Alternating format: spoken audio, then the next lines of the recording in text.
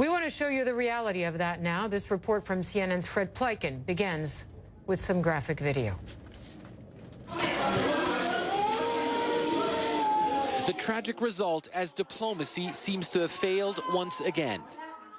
Tiny toddlers in rebel-held Aleppo wounded in airstrikes as the Syrian government has announced a new offensive on the rebel-held parts of the city.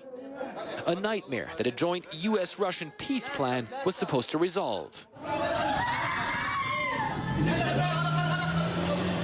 Instead, more violence.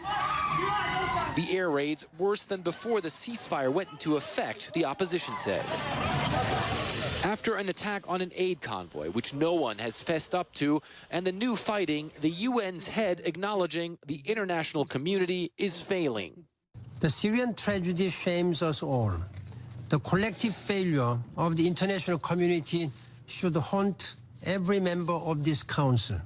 America pointing its finger at Russia and the Assad regime, blaming them for the breakdown of the cessation of hostilities and demanding they ground all military aircraft. The only way to achieve that is if the ones who have the air power in this part of the conflict simply stop using it.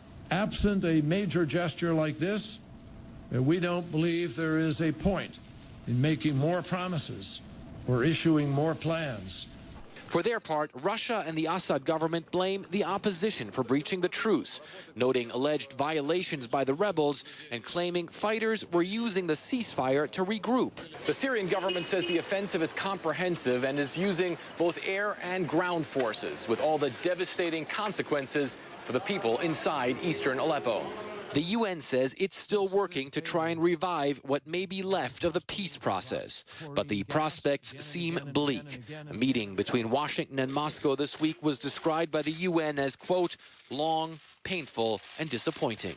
Fred Pleiken, CNN, Damascus.